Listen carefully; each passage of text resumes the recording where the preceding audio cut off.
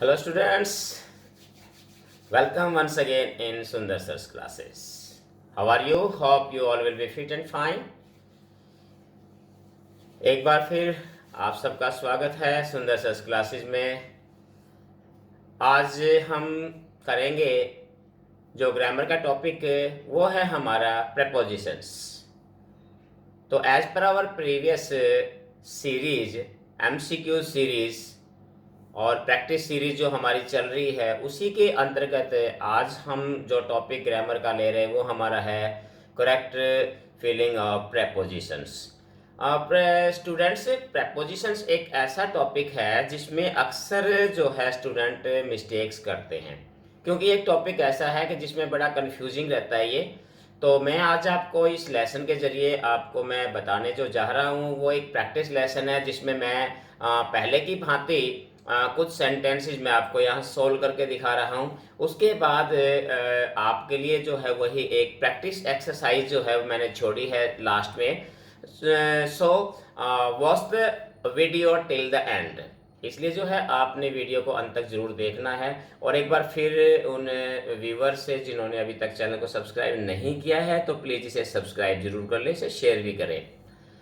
तो स्टूडेंट्स, आज का जो हम टॉपिक हमारा है प्रेपोजिशंस का, एक बहुत ही कॉमन टॉपिक है और जो स्कूल एजुकेशन है, जो स्टूडेंट हैं जो स्टडी कर रहे हैं उनके लिए भी हर एग्ज़ाम्स के अंदर जो है ये पूछे जाते हैं।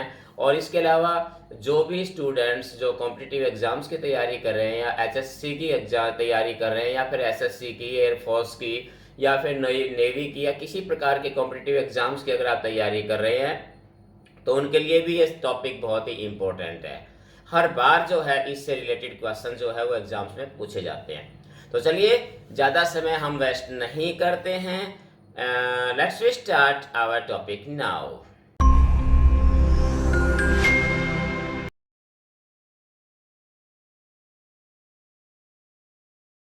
तो लीजिए स्टूडेंट, सबसे पहले स्लाइड आपके सामने है sentence number 1। You are welcome to partake their light refreshment। तो यहाँ पार्टेक का मतलब होता है टेक पार्ट, हिस्सा लेना, पार्टिसिपेट करना। और यहाँ हमारे प्रेपोजिशंस है इन, फॉर, एट, ऑफ। तो पार्टेक के साथ जो है हम यहाँ करेक्ट ऑप्शन जो यूज करेंगे वो करेंगे ऑफ। सेकंड है हमारा option we met a lot of people are holidays, कि हम छुट्टियों के दौरान बहुत से लोगों से मिले। तो यहाँ हमारे पास ऑप्शन है इन, ऑन, ड्यूरिंग और एट। तो ऑब्वियसली यहाँ करेक्ट ऑप्शन आपका वो ड्यूरिंग रहेगा। Sentence number 3, that week the dollar dropped its lowest level. तो यहाँ जो ड्रॉप के साथ जो हम जो प्रेपोजिशंस लगाएंगे, चार ऑप्शन है to, at, in, to, by. तो करेक्ट ऑप्शन यहाँ पर होगा option A, to. Drop to होता है किसी की हद तक गिरना, जैसे उसके लिए हम बोलते हैं drop to. Sentence number 4, he went sea alone. देखिए, जब हम किसी की तरफ इशारा करते हैं, किसी चीज़ की तरफ या कहीं जाते हैं, तो उसके लिए हम पर्टिकुलरली जो है वो टू प्रेपोजिशंस का प्रयोग करते हैं।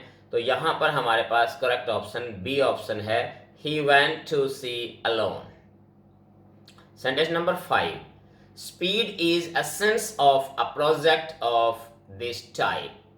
तो यहाँ पर जो है चार ऑप्शन है इन, फॉर, अबाउट, ऑफ।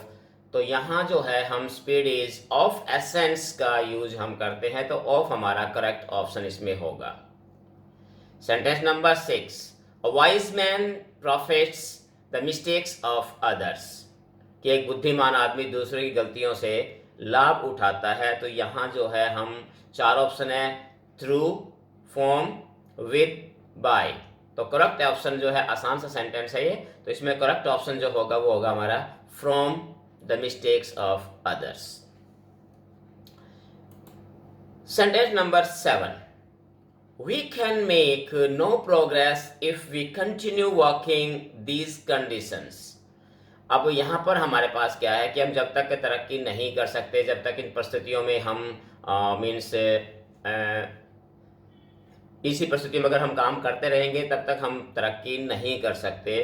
तो यहाँ पर हमारे पास चार ऑप्शन है इनटू, विद, अंडर, फॉर। तो चार ऑप्शन में से इसमें जो करेक्ट ऑप्शन आपका होगा वो क्या है, आपके लिए एक सेकंड का समय दे सकता हूँ सोचने के लिए, फिर भी अगर आप नहीं तो आप देखिए इसका जो करेक्ट ऑप्शन होगा वो क्या होगा, under these conditions. Sentence number 8, Shivaji Maharaj fought every kind of aggression.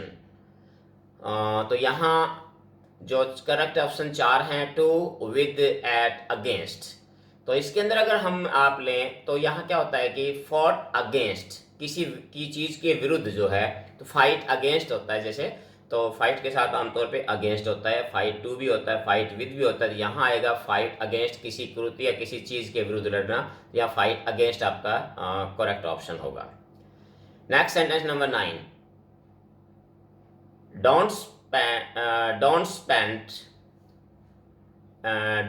Depend, sorry इसमें ना डोंट होना चाहिए था, ये लिखने में थोड़ा सा एडिटिंग में मिस्टेक होगी इसमें। Don't depend others, you must stand on your feet, कि दूसरों पर आश्रित मत हो, अपने पैरों पर खड़े हो। तो यहाँ डिपेंड के साथ जो आता है वो आता है ऑन प्रेपोजिशन। डिपेंड ऑन होता है किसी पर आश्रित होना, किसी पर किसी का सहारा लेना, डिपेंड ऑन आएगा इसमें।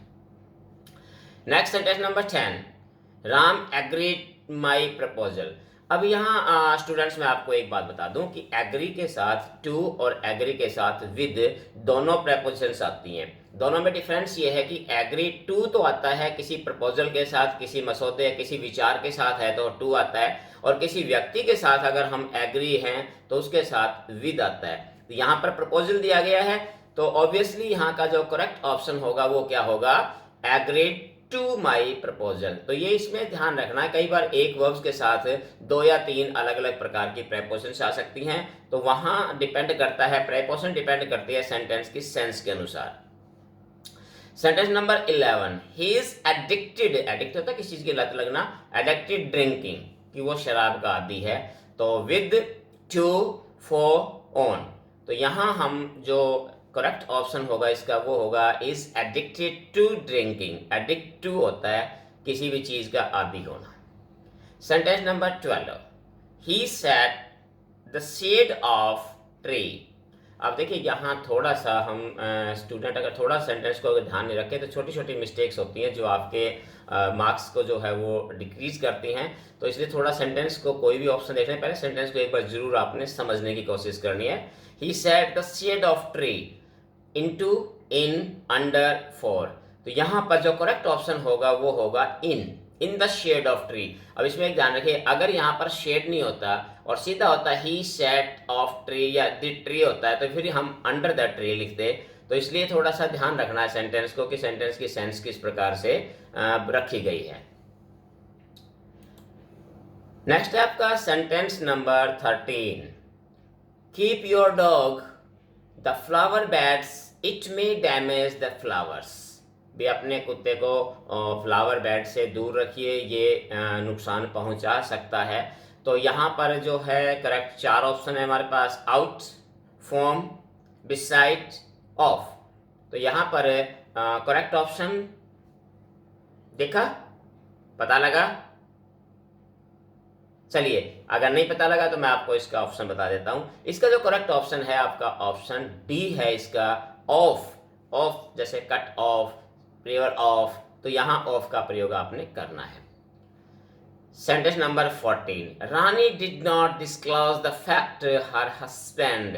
कि रानी ने अपने इस सच्चाई को अपने पति के सामने नहीं डिस्क्लोज किया। 4 ऑप्शन इसके साथ भी, टू, फ्रॉम, बिफोर, ऑन। तो यहाँ जो करेक्ट ऑप्शन होता है तो यहाँ क्या आ जाएगा, टू इसका करेक्ट ऑप्शन होगा इसमें, टू हर हस्बैंड। तो ये इसका करेक्ट ऑप्शन है। Sentence number 15, the strike has been called. अब कॉल्ड, अब देखिए मैंने जैसे आपको पहले बताया था, मैं फिर बता रहा हूँ कि पर्टिकुलर जो वर्ब होती है उसके साथ प्रेपोजिशन आने से जो है उसके मीनिंग जो है वो बदल जाते हैं। तो अब यहाँ पर अगर आप देखिए, क्या आपको पता लगा इसमें क्या आना चाहिए ऑप्शन? ट्राई किया? चलिए अगर ट्राई नहीं किया तो मैं आपको बता देता हूँ। इसमें देखिए इसके साथ अब जो कॉल्ड के साथ कॉल ऑन भी हो सकता है, कॉल ऑफ भी हो सकता है। लेकिन दोनों का मीनिंग, कॉल ऑन होता है किसी चीज को आरंभ करना, शुरुआत करना, और कॉल ऑफ होता है किसी चीज को समाप्त करना। अब देखिए सेंटेंस के सेंस के अनुसार यहाँ पर ऑफ और ऑन दोनों ही आ सकते हैं, बट अगर आप ऑप्शन में देखें तो ऑप्शन के अंदर जो है, इसके अंदर दो जो चार ऑप्शन है, ऑफ, एट, ऑफ और बाय, तो यहाँ पर केवल केवल ऑफ ही जो है मतलब ऑप्शन दे रखा है, तो इसलिए ऑब्वियसली हम ऑफ के साथ ही जाएंगे। O double F, option C ध्यान रखना है, इसमें ऑप्शन सी करेक्ट ऑप्शन है। इसमें ऑफ तो जैसे ए में भी ऑफ है, बट सी ऑप्शन जो हमारा कॉल्ड ऑफ होता है समाप्त करना, किसी चीज को अंत करना। चलिए नेक्स्ट सेंटेंस लिखते हैं, जैसे हम लिखते हैं put a blanket the body, कंबल को बॉडी पर डाल दीजिए, इंपेरेटिव सेंटेंस है। तो चार ऑप्शन जो है इसके, over, at, about, on, try कीजिए। किया? चलिए आपने जो गैस लगाया वो अंदाजा लगा लीजिए कि आपकी गैस जो थी ठीक थी या फिर कोई इसमें कोई गलती थी। जो करेक्ट ऑप्शन है इसका वो है हमारा ओवर। अब देखिए यहाँ पर स्टूडेंट ये भी कह सकते हैं कि ऑन भी आ सकता है, बस ऑब्वियसली, बट ऑन और ओवर में थोड़ा जो डिफरेंस होता है। यहाँ पर हम क्या है, ब्लैंकेट है, over the body means over का यूज करते हैं हम कवर्ड विद फुल्ली, किसी चीज को पूरी तरह से ढकने के लिए यूज करते हैं हम ओवर। तो इसलिए जो है यहाँ पर हम ऑन नहीं बट हम ओवर का यूज करेंगे, ओवर हमारा करेक्ट ऑप्शन होगा। Next sentence number 17। Sentence number 17 देखिए क्या है, the child did not approve the father's plan, कि बच्चे ने अपने पिता की योजना को अप्रूव नहीं किया। तो अब इसके अंदर देखिए चार ऑप्शन है आपके सामने, टू, बाय, ऑफ, विद। तो यहाँ पर आप जो है, चलिए आपको मैं 2 सेकंड का टाइम देता हूँ, आप ट्राई कीजिए इसको फाइंड आउट करने की कि क्या ऑप्शन आपका क्या हो सकता है। चलिए ट्राई किया ऑब्वियसली। चलिए मैं बता देता हूँ, आप चेक कर सकते हैं कि आपका जो गैस था वो राइट था या रॉन्ग था। इसका जो करेक्ट ऑप्शन है तो वो क्या था इसका, अप्रूव्ड टू इसका करेक्ट ऑप्शन है, approve to the father's plan, टू इसका ए ऑप्शन है, टू वो करेक्ट ऑप्शन है इसका। चलिए आगे बढ़ते हैं, sentence number 18। The train is arriving platform number 1। तो यहाँ पर भी चार ऑप्शन आपके सामने हैं, आप ट्राई कर सकते हैं जब तक मैं इसको एक्सप्लेन कर रहा हूँ कि चार ऑप्शन में कौन सा हो सकता है। First option A at, B on, C before, D upon.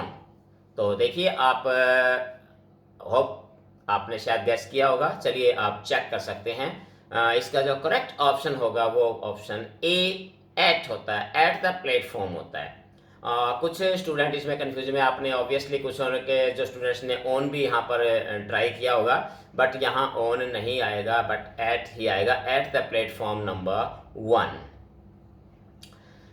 तो स्टूडेंट्स ये कुछ एक सेंटेंसेस थे जो मैंने आपके सामने रखे हैं, मैंने जो एक्सरसाइज कोशिश की है सॉल्व करने की, कुछ एक जो सेंटेंसेस है उनको।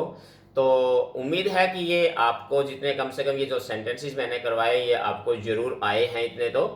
और मैं बताता हूँ कमेंट्स के जरिए बहुत से स्टूडेंट्स की जो इसी प्रकार की जो एक डिमांड थी कि सर क्यूज़ की जो एक सीरीज़ शुरू की जाए, तो उसी सीरीज़ के अंतर्गत मैंने ये जो है सीरीज़ शुरू की है। और इसके अंदर मैं आपको श्योर करता हूँ कि ग्रामर के हर टॉपिक, लगभग जितने भी ग्रामर के टॉपिक्स होते हैं, लगभग हर टॉपिक पर मैं जो है ये अपनी एमसीक्यूज़ की सीरीज़ जो है मैं आपके लिए जो है मैं लेकर आऊँगा। अभी लगभग ये चौथी या पांचवी वीडियो है जो एमसीक्यूज़ की है। और क्योंकि एमसीक्यूज़ जैसा कि हम पहले बता चुके हैं कि हर एग्ज़ाम्स के अंदर जो एग्ज़ाम का पैटर्न होता है वो एमसीक्यूज़ का होता है, या फिर कुछ एक एग्ज़ाम्स के अंदर कॉमन एरर फाइंडिंग का होता है। तो ये जो ऑप्शन है ये एक एग्जामिनेशन बेस्ड ऑन जो है पैटर्न है हमारा, तो उसी के अंतर्गत मैंने ये आपकी जो ये सीरीज शुरू की है। अगर आप किसी विशेष विषय पर, किसी टॉपिक पर अगर आप स्पेशल वीडियो चाहते हैं तो आप मुझे कमेंट के जरिए आप बता सकते हैं। और किसी प्रकार की अगर क्वेरी है आपकी या किसी प्रकार की कोई प्रॉब्लम आती है आपको, तो कोई चीज़ में अगर किसी को आपको डाउट है या किसी प्रकार की आप मुझसे कोई बात डिस्कस करना चाहते हैं, साझा करना चाहते हैं, तो भी आप मुझे कमेंट के जरिए मुझ तक अपनी बात पहुंचा सकते हैं। तो स्टूडेंट्स, ये था हमारा आज का लेसन। उम्मीद है लेसन आपको पसंद आएगा। और एक बार फिर मैं बता दूं, इस लेसन को भी आपने, इस वीडियो को भी बंद नहीं करना, लास्ट तक ज़रूर जाना, क्योंकि लास्ट में जो है आपको एक मिलेगी एक्सरसाइज। जैसा कि अक्सर हर वीडियोस के अंदर मैं रखता हूं आपके लिए प्रैक्टिस एक्सरसाइज। बहुत ही इंपॉर्टेंट जो है वो एक्सरसाइज होती है, जिससे आपको अपनी प्रैक्टिस को प्रैक्टिस करने का और अपनी तैयारी को जांचने का अवसर मिल जाता है। और एक बात और, अगर प्रेपोजिशन से संबंधित रूल्स के बारे में अगर आपको जानना है, तो इससे संबंधित जो वीडियो है, मेरी पुरानी जो पिछले वीडियो है इस यूट्यूब चैनल पर काफ़ी, जिस भी वीडियो जो है वो रखी हुई है, उसका लिंक जो है आपको डिस्क्रिप्शन में मिल जाएगा। तो उसके ज़रिए भी आप इसकी वीडियोस तक जो है जान सकते हैं, उसके रूल्स के बारे में। कुछ एक हमारी ऐसी कन्फ्यूजिंग जो प्रेपोजिशंस होती हैं, जिनके बारे में जो है स्टूडेंट्स को बड़ा कन्फ्यूजन होता है, तो कुछ एक वीडियोज भी ऐसी हैं जिनके अंदर मैंने कन्फ्यूजिंग वाले जो हमारी प्रेपोजिशंस, उनके बारे में जो अंतर है वो मैंने बिल्कुल क्लियर, साधारण और बिल्कुल सिंपल तरीके से मैंने आपको उनके बीच में अंतर जो है वो बताया है। तो इसके लिए भी आप डिस्क्रिप्शन में जाके उस संबंधित वीडियो के लिंक पर क्लिक करके आप उस वीडियो को देख सकते हैं, और इनसे संबंधित जितने भी रूल्स हैं वो रूल्स को आप जान सकते हैं। तो स्टूडेंट्स, आज के लिए इतना ही। फिर मिलते हैं एक नए वीडियो के साथ, नए टॉपिक के साथ। तब तक have a nice day. Thank you.